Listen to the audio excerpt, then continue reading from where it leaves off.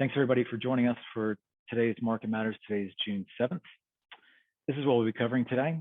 And I would just say as an aside, if there are any topics or questions that come up along the way, please feel free to drop those into the chat feature, or if there's a particular topic you'd like to learn more about that maybe is a little more in depth, please let your advisor know. They'll convey that to me, and maybe I could put a little learning session in the back of these so we could review at some later date. But briefly, what we'll talk about, typically we review just where we are with the state of the economy. The subcategory here is inflation. I think, of course, as everyone knows, I've been pretty adamant about this being the key issue that's facing asset markets and stock market, in particular bond market, and where is this likely to lead. This will lead into our 22 outlook. And then finally, the special topic that a few of you wanted to learn more about was cryptocurrency, what's going on in those markets, and have we entered the proverbial crypto winter, as they call it in that space. So let's get started. On the economic update side, the U.S. markets continue to, I think, push forward despite a lot of challenges, particularly on the inflation side. And what you're seeing on the screen in front of you is a view of both the U.S. service sector, which is in the orange line there, and the U.S. manufacturing sector, which is in the purple line. Just as a refresher, that's going back to 2017. Just as a refresher, any reading over 50 means that those two parts of the economy are in expansionary territory. If the line goes below 50, that means those parts of the economy are in contraction territory. Interestingly, you would note here that back in 2019, this also gave us some hesitation coming into 2020, was that the manufacturing sector actually back in 2019 had started to move into a contractionary position in advance of COVID, which I thought was really interesting. But we had started to raise cash all along this way, as the manufacturing sector can be a pretty interesting or good tell as to how far away we are from recession. And what you can see today, though, is that after the COVID low in 2020, and then had a massive rally back in both of those sectors, bit of an overshoot to the upside. It does appear we're now in kind of this more normal phase of both the services and manufacturing sectors. The 40-year average, by the way, for the manufacturing sector is 56.00.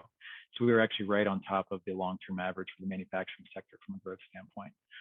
So, the economy continues to look pretty decent from this perspective, and I know this is maybe contradictory to what some others are saying, like Elon Musk and Jamie Dimon of JP Morgan, saying that a hurricane approaches. We just don't see it quite yet.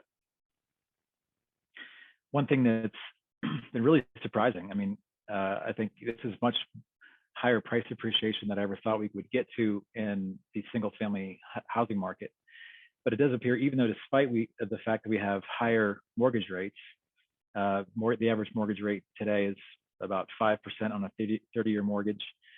Back in, I believe, January, it was as low as 3%. So a pretty massive re-rating in the mortgage rates. And you can see here we're hitting all-time high levels since this index was started back in 1988 of home price appreciation. So the average home in the U.S. now is up about 21.5% versus where it was at this point last year, which is staggering to think about. Not necessarily a sign that it's imminent to crash by any stretch. Again, I would just point you to the housing market in Europe, even that, or in Asia for that matter, of what could happen, which is housing prices kind of level off at a above trend level. But the inventory is really what's driving a lot of this home price appreciation at the moment. And we'll just have to kind of see how this all works itself out. But clearly 21.5% is not going to be sustainable long term. This is a new chart. I've never really shared this before, but this is something to consider relating to the health of the U.S. consumer. And what you're seeing here, going back to the start of the time series, back to 1980, is the U.S. household financial obligations ratio. So what this means is, in discretionary, as a percentage of discretionary income, how much are U.S. households spending on mortgage, rent, car loans, property taxes, homeowners insurance, things of that nature. And I think really consumers right now are benefiting from the fact that a lot of people actually locked in low mortgage rates as they continue to trend lower over the last 3 or 4 years. That's one. But also incomes have risen to some degree, whether it's through stimulus or through wage increases or just full employment. But the household financial obligations ratio has actually not been this low almost in the whole time series. So that essentially means a couple of things in my mind. One is that the consumer did save some of the stimulus or incomes that have been earned over the last few years, which maybe flies in the face of what some other folks are saying about, the imminent collapse of the consumer, which I don't think is going to happen. The other is that there is still a pretty large capacity to absorb inflation within the consumer balance sheet, which I think leads me to think that there could potentially be higher commodity prices in our future.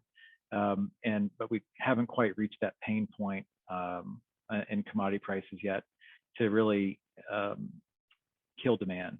And so, back in 2008, the price for oil that oil got up to was $140 a barrel, which actually translated into, at the time, I think it got up to about $4.50 a gallon on average for gas. Today we're at 120, roughly, call it, dollars per barrel of oil, translating into about, I think it's $4.75 or so average price of gasoline. So that just means that likely there's a little bit more upside to prices before we start killing demand for commodities. Which does lead into my next chart here, which part of the lead in was, is inflation just getting started, or is it peaking? And I think by all accounts, we've got two now data points back to back confirming that CPI, U.S. consumer prices, have started to decline in rates. Now, that doesn't mean that the actual prices for goods and services are going down. It just means that in mid-March, we saw an inflation rate on the headline, which includes food and energy prices, of 8.5% year over year. Since then, we've got April and I think May came out, which is showing that prices have started to decelerate a little bit. So in April, I believe it was 8.3, and the expectation is now for somewhere like in the 8.1 or so in May. And really, if we are looking at what the future holds, I'm just using this as kind of a consensus expectation for what inflation is likely to do on a growth rate standpoint over the next remainder of 2022 and into 23. And I think using the consensus, it does appear that there's supposed to be a bit of a steep decline, about 50 basis points a month or so in CPI as prices cool off for goods and services that we use every day. And what is it? But really, where the rubber meets the road, at least from an investment standpoint, and this is speaking to the chart that I've showed a couple times already, which I'll show in just a minute, is that what the markets really need to have happen, at least according to some of the data that we've reviewed, is that we need to have the rolling 12-month average for consumer prices be below 6% before the bond market and the stock market can start to act the right way, meaning start to move up in value. So this is showing that linear progression of 12-month rolling CPI. You can see it really, it's come up a long way from 2021. Right about the time that CPI on a rolling 12-month basis started to peak, cross 6%, the S&P started to peak. So that was about earlier, right about here is where the market started to peak. Coincident, I think, with the fact that CPI crossed that 6% level. And so if we're going to use that 6% as a threshold, when are we going to get back to 6% on the way down? Well, it looks like sometime in between February and March, if we use some of these averages of the consensus of Q1 of 23, is when we get back to that 6% level potentially. There's still a number of different variables that could occur between now and then, but again, that's our expectation at the moment. So we'll be modeling this and showing you where we are in this progression as data continues to come in, because it is a key variable to understand. And this is that chart I was referencing earlier about why do we need less than 6%? Well, it does appear using U.S. equity market and the U.S. bond market going back to 1970, every time markets have been in these ranges, these have been the average annual returns for these asset category stocks and bonds. And so you can see what happens is when you get to an inflation level above 6%, US stocks on average return negative 3.7%, and bonds actually return a little bit worse at down 4.3% on average. So anyway, this is why we keep coming back to this chart and why I'm showing you the progression of inflation, because that is the key variable that we've got an eye on and does help inform some of the investment positioning that we're undertaking at the moment. So I guess to net it out, though, it does appear that inflation will start to be tapering off. The rate of that change is going to be really important, but I do think it's set to come down from where prices are at the moment. Energy is the big wild card because that is a political football. But as I showed last time in May, which continues to be the case now, food and metals prices are really flatlining right now, or kind of chopping around at similar level they were last month. So let's hope that trend continues. So let's move to the 22 outlook. This should be similar to last month because this is reflecting a Q1 view still. Not a lot has changed there. But one thing, again, that I would go back to and highlight is that the municipal market has gotten a lot more interesting because in some cases, municipal bonds are yielding more than treasury bonds, and in some cases, corporate bonds. If you can find high-quality corporate-backed munis, those are really interesting to look at right now. And so in some cases, we have started to transition out of taxable investments and into municipal bond-oriented investments just because the yield is after tax in particular is much more attractive than it was 4 to 6 months ago. Still no change though to the preferred rating or the emerging market bond rating. I do see a lot of new clients, not necessarily our clients because we don't recommend it, but a lot of new clients having this, and this is just, I think, a recipe for disaster at the moment because anything can happen in emerging markets. And junk bonds and preferred stock, the rates just aren't high enough yet to get really interesting. I would think in the case of junk bonds, yields have to get up to somewhere between 9 to 11% before we would start looking at junk bond yields again, but still have an overweight preference for alternative assets. And those have actually across the board held up the best in relation to equity markets and fixed income markets this year. Portfolio themes haven't really changed a whole lot. There is one update I did make here, transition phase. These are starting to come around to the idea that, this transition phase for markets, particularly as it relates to inflation, is likely going to take a little more time than originally expected.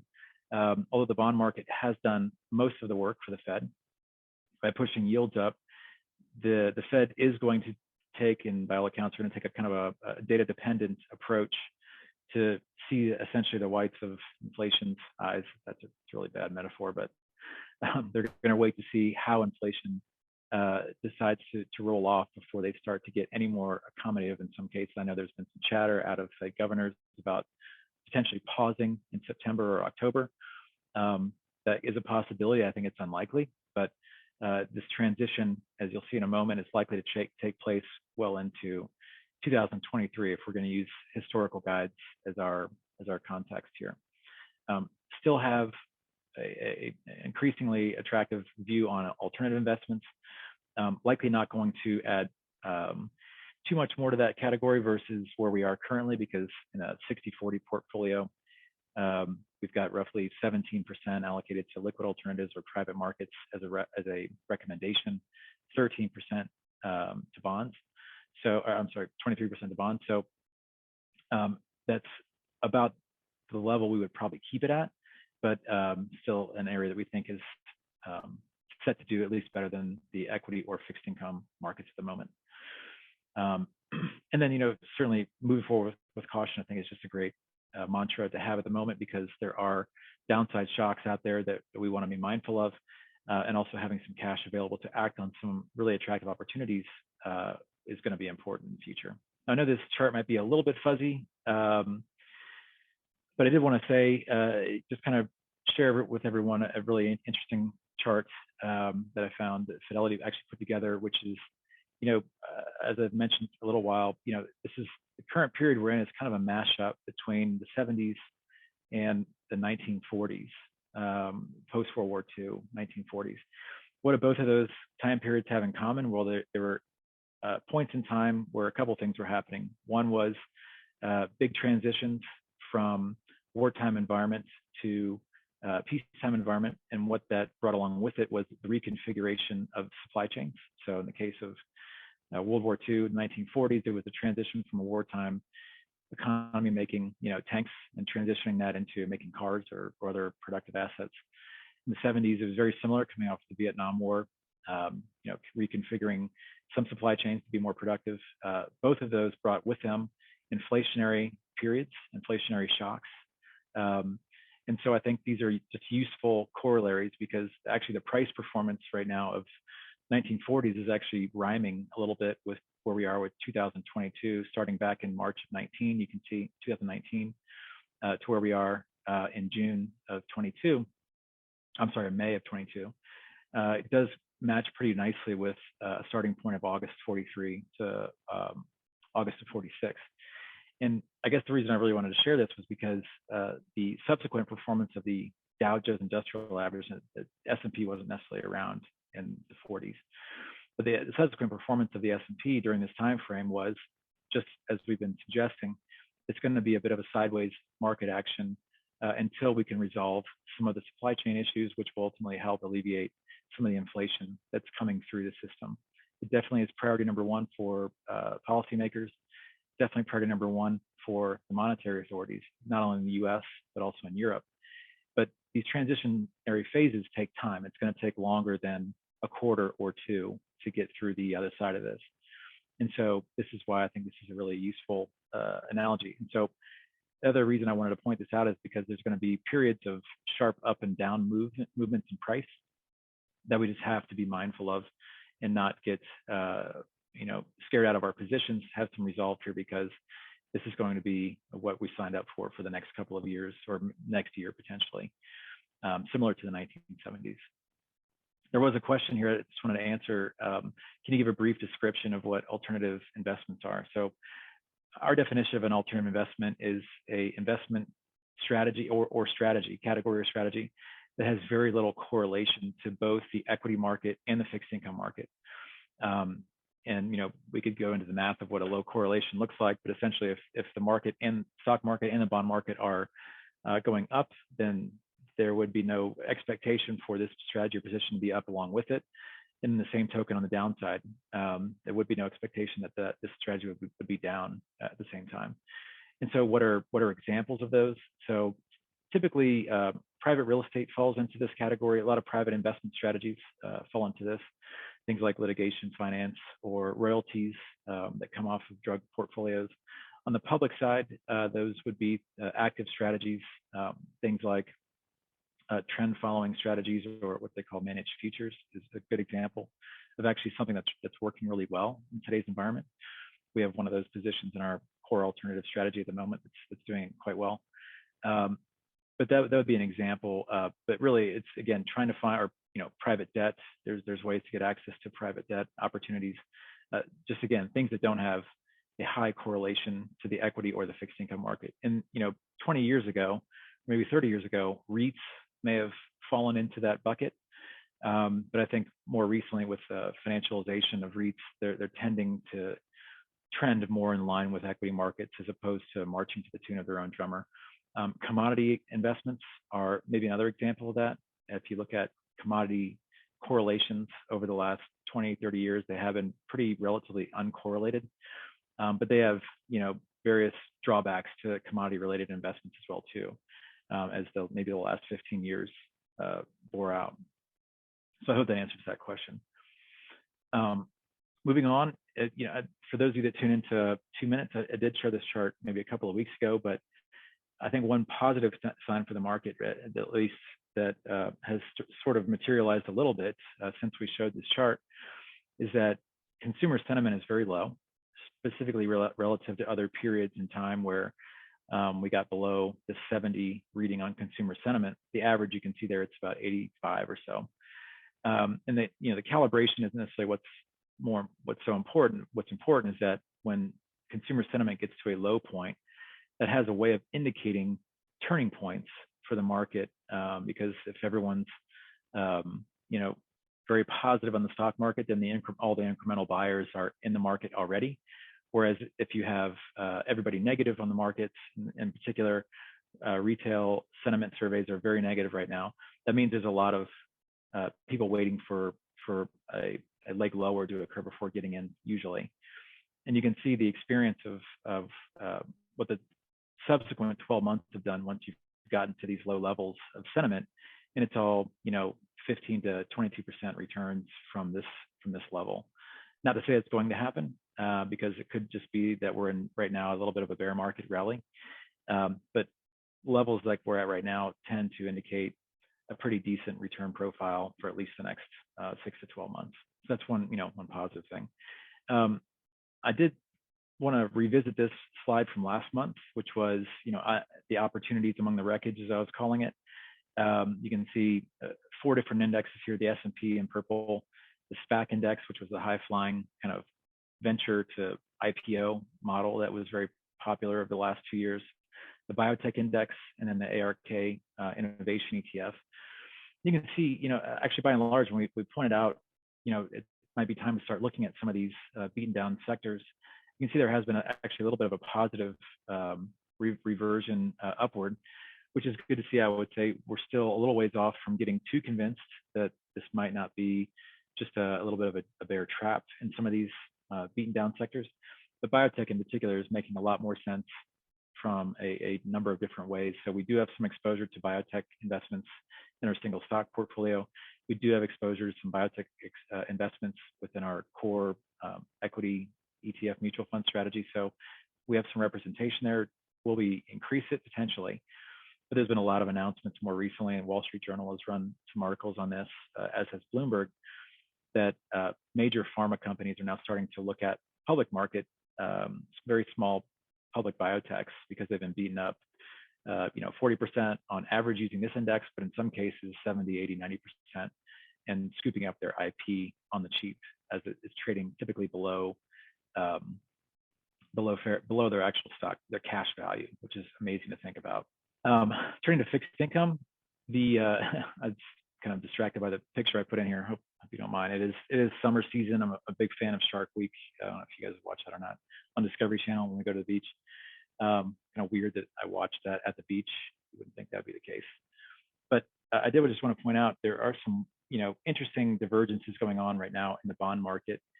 10-year bond yield has been all over the place over the last 3 weeks. It peaked out at 3.15 about 4 weeks ago, went all the way back down to 2.75, and we started to get some fears about recessionary conditions on the horizon.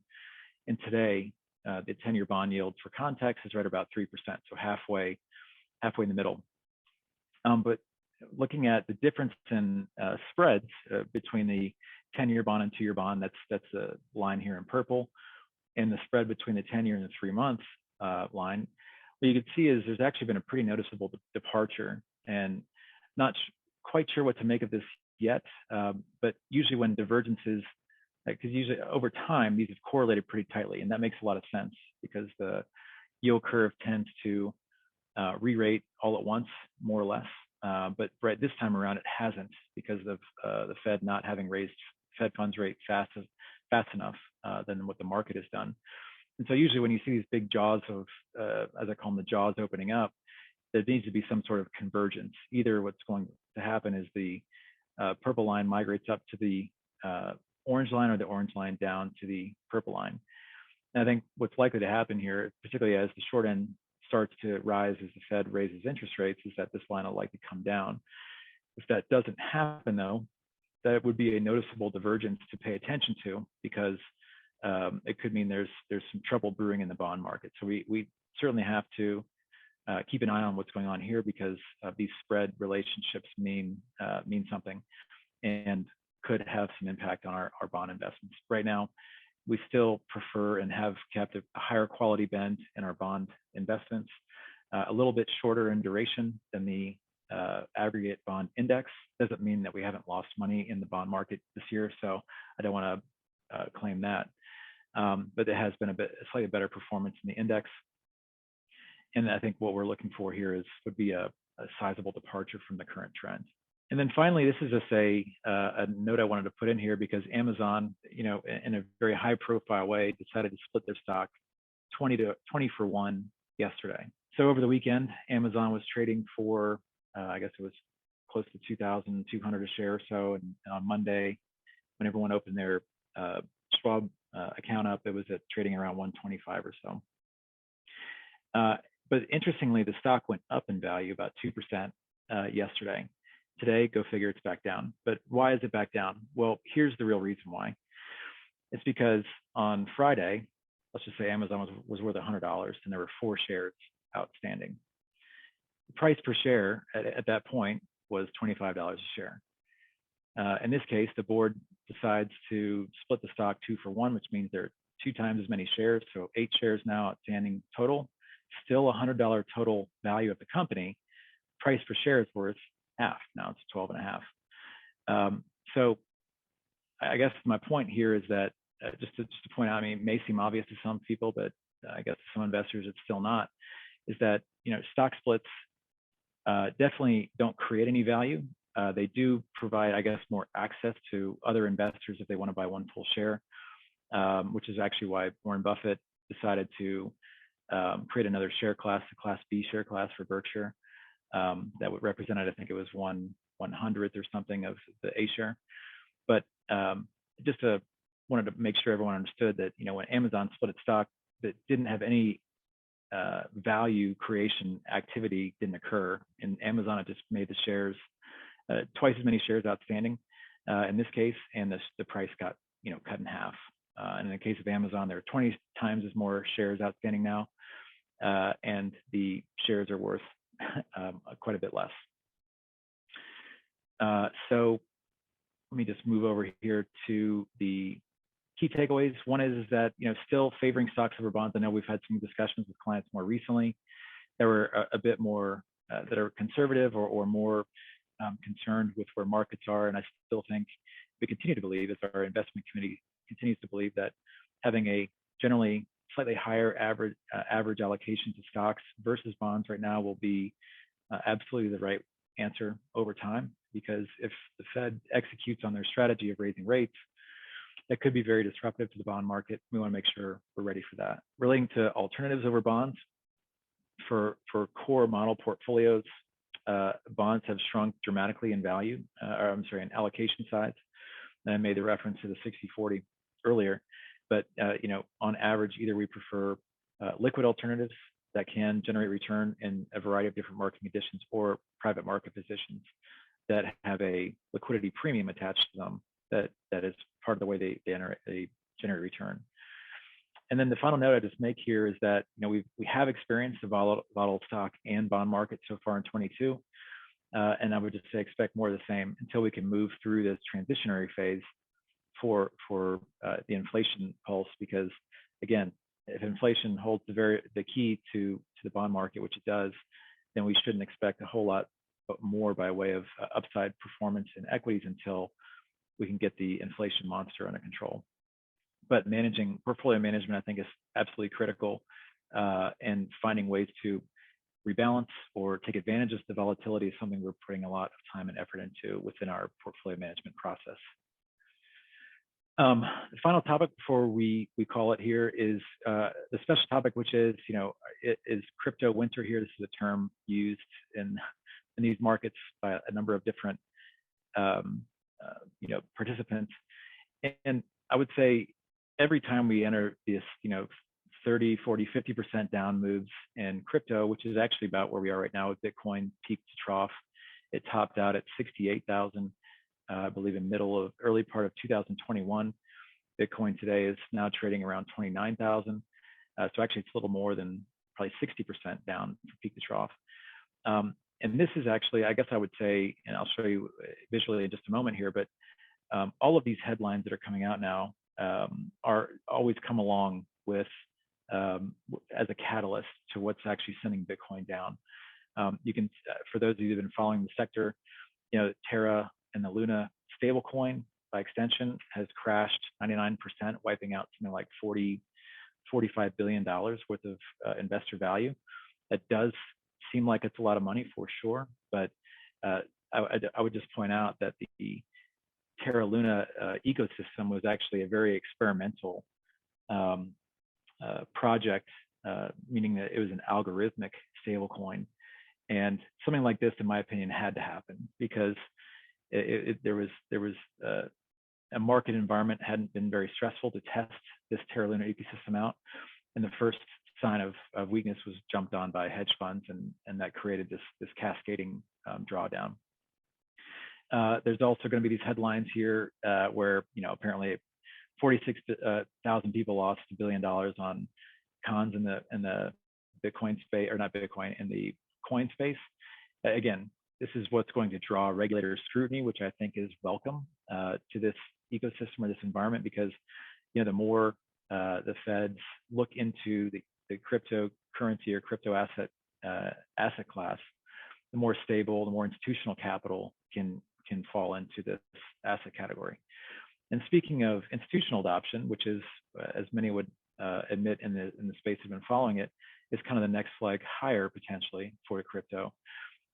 You've got these types of headlines that are making their way into the zeitgeist that are on the other side of the ledger here, that would say, hey, maybe this is potentially an interesting opportunity to take a look at. One is that a crypto survey actually done by insurance companies. Goldman surveyed all their insurance company clients, and they said that adoption of Bitcoin is likely going to rise pretty decently from current levels over the course of 22. Fidelity actually just opened up Bitcoin as a purchase option for some 401k plans in a test pilot way, not broadly across the board, but as a first shot into that asset category. And then you've got private equity still very active in the space, really not stepping down from crypto investments, despite the fact that there's been a pretty sizable sell-off. A16Z, this is Mark Andreessen's fund, the guy that started Netscape, very successful venture investor, just raised a $4.5 billion crypto fund after raising a $3 billion crypto fund last year. So there's clearly a lot of demand on the private side for crypto asset strategies. And this Ken Rogoff, he was the guy that wrote the book, This Time is Different, just making the point I made earlier, which is that as these crises unfold, or as these collapses in these coins happen, it's just going to invite in more regulation, and that's going to, in my opinion, stabilize or make this sector much more favorable to institutional investors if that were the case. So are we in a crypto winter? Well, I mean, keep in mind that Bitcoin and Ethereum, these are the larger coins. Other coins are much smaller than those two, but we'll focus on Bitcoin for the moment. Bitcoin is a 60 volatility asset, and that's come down from 80, I think it was 2 years ago. So what does that mean? I mean, it means that in any given year, the Bitcoin could be up or down 60%. That's just what the definition of the volatility profile means. What I think this leads to, though, is that every time we have a 60% drawdown or 70% drawdown, the doubters all come out and just say, well, this is rat poison. There's nothing to this. Well, I think what happens is after we get down to these low levels of sentiment within the asset category, institutional buyers or more direct investors, retail investors start to jump in, and they usually do it around some of these valuation models that are built on previous adoption curves. So you have a couple of adoption curves here to just keep in mind. There's 3 different pricing models that are really interesting. One is this purple line, which is the supply model, which kind of follows the Bitcoin halving cycle. You don't necessarily need to know what that means, but it's basically I think it's 4 years, the number of rewards given to mining Bitcoin gets cut in half. So that makes for a scarcity of supply.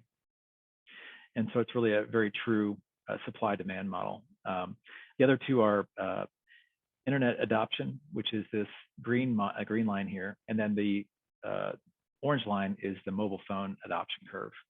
And so because it's a technology and an asset and an investment potentially, a blend of these 3 could be utilized, I think, in over a longer time series. And what you can see is we've kind of hit down below here to some of these lower valuation levels. But typically, every time we get down to these lower valuation levels, it's preceded by a pretty rapid repricing up to the higher level. And bear in mind, this is a logarithmic chart. This is not a linear chart, which, you can see the logarithmic scale here, but this is how you get to these certain price points. So are we in a crypto winter? It was the question. I think, yes, we are for probably, again, similar to what the stock market is in right now. We're kind of in this no man's land, just chopping around up and down, frustrating a lot of people. But I think, on the other side of this, once we get to a scarcer supply situation, maybe or closer to 2024 is when you start to see these catch-ups occur, which would be beneficial if you were a holder of Bitcoin. And I think that's about all I had prepared for today. I'm going to just pause right here and just see if there are any other questions. I'm going to answer this, grab this one question that just came in, and then we can go from there. So this one question that came in says the Biden administration seems to be focused on transitioning energy policies from fossil fuels to alternative sources of energy. That seems to be having an impact on several areas of the economy. What impact does the Biden administration's energy policies have on the investment committee's recommendations for portfolio alignments? Thank you for the question. It's a great question. I think just to short and sweet is that it definitely raises the value for fossil fuel investments almost immediately. The more we kind of, or the attractiveness, I should say, for fossil fuel related investments, because take the case of refiners right now. One of the positions we own on our single stock strategy is Phillips 66. That's a integrated refining chemicals and pipeline company. A new refinery in the U.S. So one of the key bottlenecks right now to bringing prices down relating to gas and diesel prices is refining. Refining capacity is almost at, I think, the highest level it's ever been. Refining utilization is like 96, 97%, which is about as high as it can go. If there were more refineries, then maybe that would be an opportunity to bring down what they call the crack spread, which is a rough proxy for refining margins. But the refining margins right now are at all-time highs because their capacity is about as tight as it's almost ever been. Having some flexibility to build new refineries would have been great to have had over the last 10 years, but unfortunately, permitting and build and not in my backyardism is meant that we haven't built a new refinery in the U.S. for over 40 years. So the ability to actually take some self-help and produce more gas and diesel is not there, at least in the U.S., unless some very substantial environmental regulations are modified. In the case of pipelines as well just got a lot more valuable, in my opinion, in our opinion as the investment committee, because again, we own some direct exposure to some of these names that we're referring to. And pipeline capacity, again, new pipeline capacity is very difficult to build and implement because pipelines have to go to areas of the ecosystem sometimes that people don't want them to go to.